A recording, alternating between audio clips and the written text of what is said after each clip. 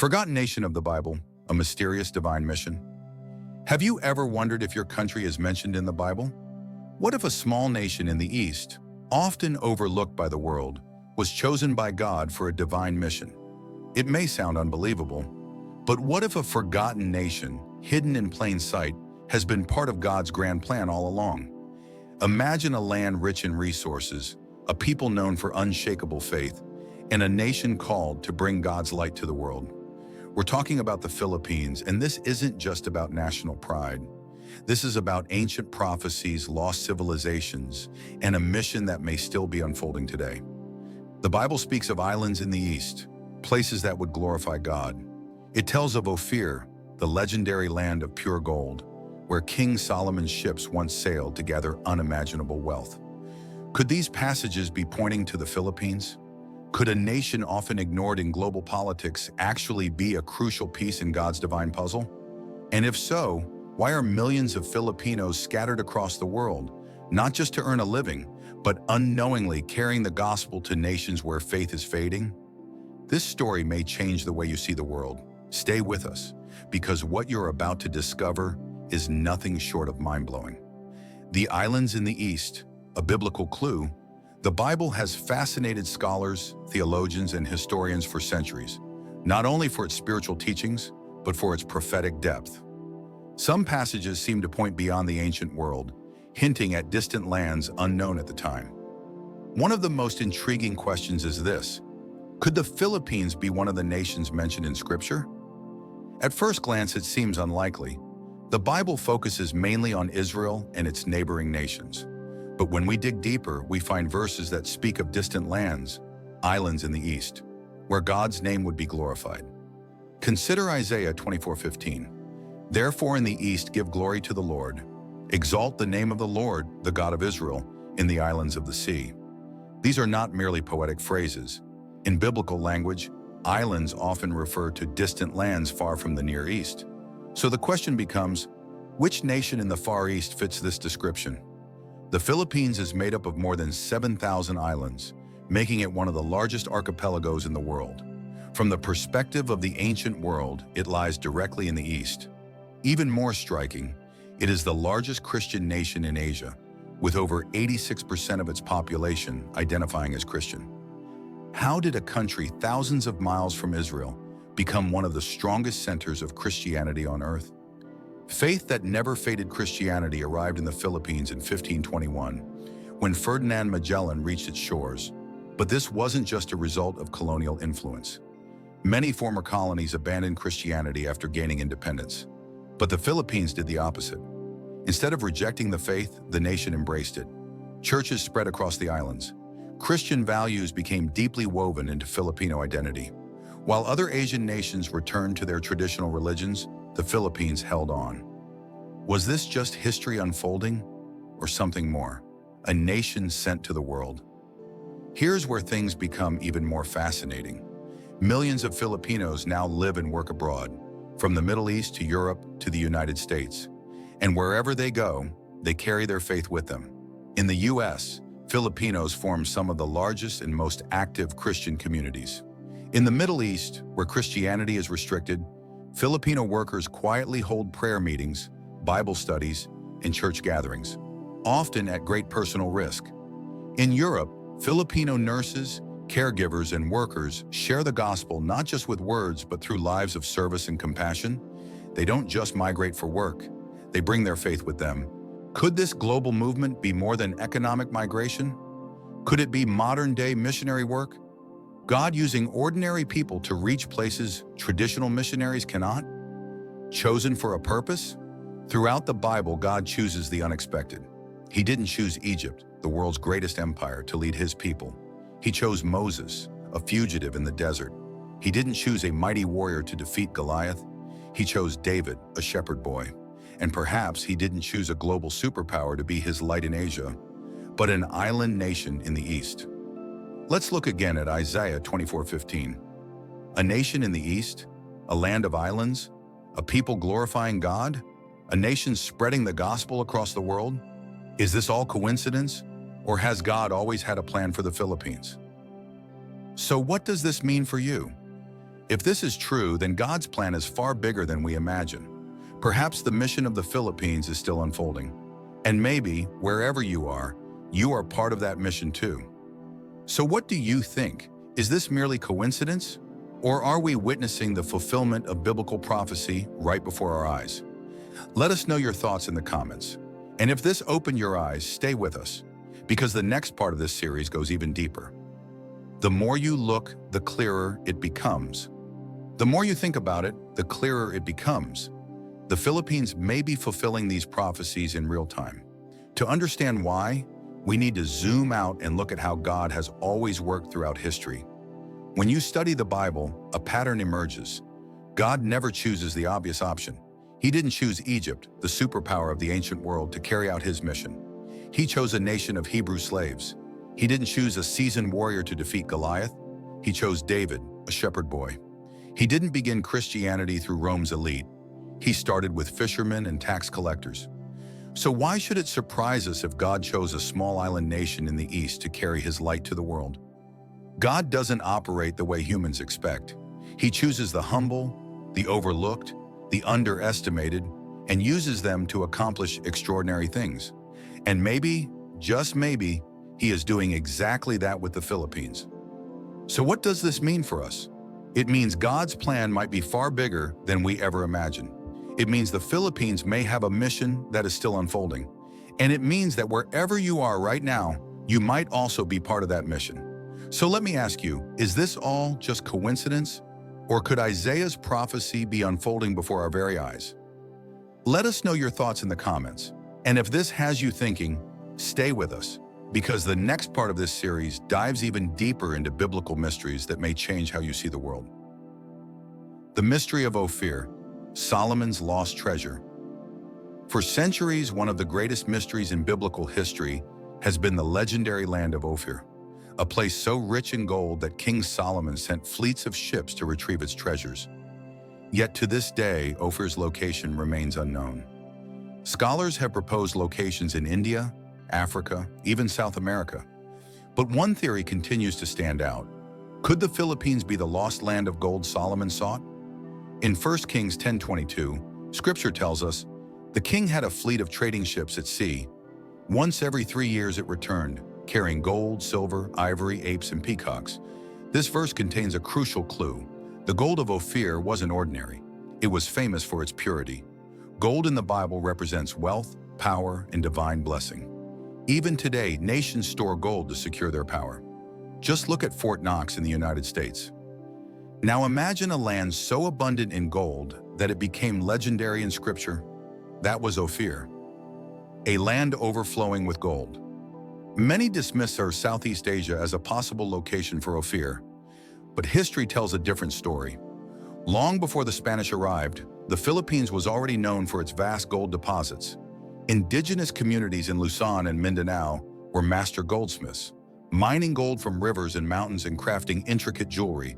When Ferdinand Magellan arrived in Cebu in 1521, he recorded something astonishing. Even ordinary people wore gold as part of daily life.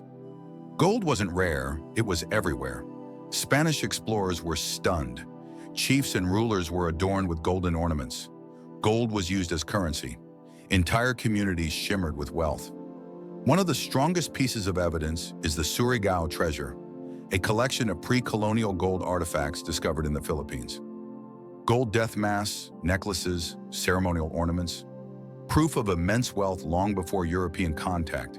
The craftsmanship rivals that of ancient Egypt and Mesopotamia. So if the Philippines had this much gold, could it have been the land Solomon's ships visited? Could ancient ships reach the Philippines? Skeptics argue the Philippines was too far away, but historical records suggest otherwise. Ancient maritime trade was far more advanced than we often assume. Austronesian seafarers from Southeast Asia had established trade routes connecting the Philippines, India, and the Middle East centuries before Solomon's time. Long-distance sea travel wasn't rare, it was common. And there's another intriguing detail. The Bible specifically mentions peacocks. Peacocks are not native to Africa, one of the most popular proposed locations for Ophir. But they are native to India and Southeast Asia, including regions connected to the Philippines through trade. Coincidence? or clue, gold in abundance, advanced trade networks, exotic goods from Southeast Asia, ships returning every 3 years, exactly the time such voyages would require. It all fits. But why does Ophir matter today? Even if the Philippines was Ophir, the deeper question is this: why does it matter now? Because Ophir was never just about gold. It symbolized divine blessing. But Solomon himself eventually realized something profound. Despite all his wealth, he concluded that riches, power, and success mean nothing without God. In Ecclesiastes, Solomon famously wrote, "Meaningless, meaningless. Everything is meaningless." Coming from the wealthiest king in history, that statement carries weight. Now look at our world today. We glorify wealth, we idolize billionaires, we chase money, status, and power, believing these define success. But the Bible warns us, gold can vanish, money can disappear, power fades. The real treasure isn't wealth, it's faith, it's integrity, it's purpose. So here's the bigger question. If the Philippines was once Ophir, could its true treasure never have been gold, but its people? A nation exporting faith. The gold of Ophir may be gone, but the faith of the Filipino people remains unshaken. Today, the Philippines isn't just a Christian stronghold. It's a nation exporting faith to the world.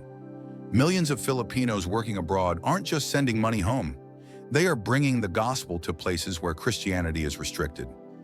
In Saudi Arabia and the UAE, Filipino workers quietly hold Bible studies in secret, risking persecution.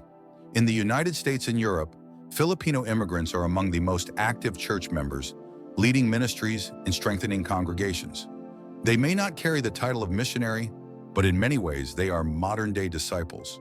Could it be that God's purpose for the Philippines was never about gold, but about spreading the gospel to the nations? If so, then the Philippines is still fulfilling its divine mission. Not as a land of material wealth, but as a nation defined by faith, resilience, and spiritual strength. So what do you think? Was the Philippines the lost land of Ophir, or is there an even deeper mystery behind its biblical connection? Let us know in the comments, and stay tuned because in the next part, we'll explore the spiritual battle in the East and the Philippines' unexpected role on the front lines. The spiritual battle in the East. When we hear the word battle, we often think of wars, politics, and power struggles, but the Bible tells us the greatest conflict isn't physical, it's spiritual. Ephesians 6:12 makes this clear. For our struggle is not against flesh and blood, but against rulers, authorities, and the powers of this dark world. This battle is happening right now, and one of its most important battlegrounds may be a place few expect, the Philippines. Surrounded by non-Christian strongholds, it stands as the only Christian majority nation in Asia. Could it be playing a critical role in the global war for faith? One of the clearest signs of spiritual warfare is suffering followed by resilience, and few nations embody this more than the Philippines. Take Super Typhoon Haiyan Yolanda in 2013, one of the strongest storms ever recorded. Winds reached nearly 195 miles per hour. Storm surges swallowed entire towns. Over 6,000 lives were lost. The devastation was catastrophic. Yet something extraordinary happened. Instead of chaos, people gathered in the ruins. Survivors knelt in the streets. Churches without roofs echoed with hymns. In the middle of devastation, faith did not collapse. It intensified. And that raises a haunting question. Why does faith grow strongest in places that endure the greatest trials? And could that strength be exactly why the Philippines matters so much in this spiritual battle? When the world was watching, the images of destruction went viral. The world watched in awe as a devastated nation refused to abandon its faith. After losing everything, the people didn't rebuild their homes first. They rebuilt their churches. What kind of nation responds to disaster like that? What kind of people, after losing everything, still choose hope over despair? That level of resilience isn't just cultural, it's spiritual. The Philippines isn't merely surviving trial after trial. It stands as a living testimony of faith in the face of overwhelming adversity. Standing alone in Asia. When you step back and look at the geopolitical and religious landscape of Asia, something remarkable becomes clear. The Philippines stands alone in its faith. To the west are Indonesia and Malaysia. nations where Islam dominates. To the north is China, where Christianity faces intense persecution. To the east are Japan and South Korea, where Christianity exists but remains a minority. And yet, in the middle of it all, the Philippines stands as the only Christian majority nation in Asia. By all logic, Christianity should not have survived here. It should have been crushed centuries ago by surrounding religious powers. But it didn't die, it flourished. The Philippines became a beacon of faith in the East. That isn't accidental. That isn't coincidence. That is spiritual warfare playing out in real time. And the Philippines has held the line for centuries. Missionaries in disguise. Here's something even more striking. While faith in the West is declining, churches closing, younger generations walking away, one group remains remarkably strong: Filipinos. Over 10 million Filipinos live and work abroad, spread across nearly every major country on earth. But they aren't just migrants. They are missionaries in disguise. In the Middle East, where Christianity is restricted, Filipinos hold secret Bible studies and underground worship services. In Europe, where faith is fading, Filipino communities fill empty churches and revive dying congregations.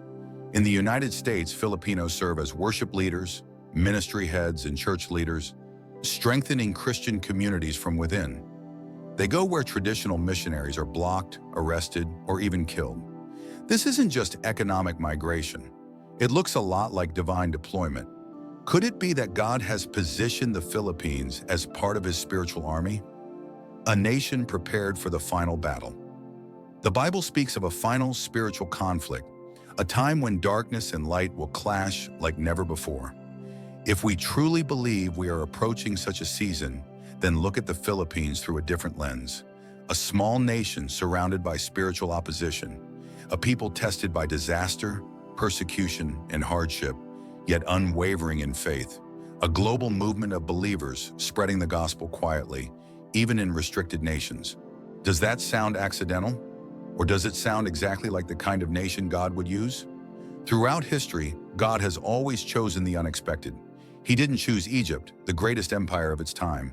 He chose Hebrew slaves. He didn't choose a warrior. He chose David. He didn't rely on Rome's power. He chose 12 ordinary men. So why wouldn't he choose a small island nation in the Far East to play a major role in the spiritual battle of our time? What this means for the world. If the Philippines truly is a spiritual stronghold, the implications are massive. It means the real battle isn't physical, it's spiritual.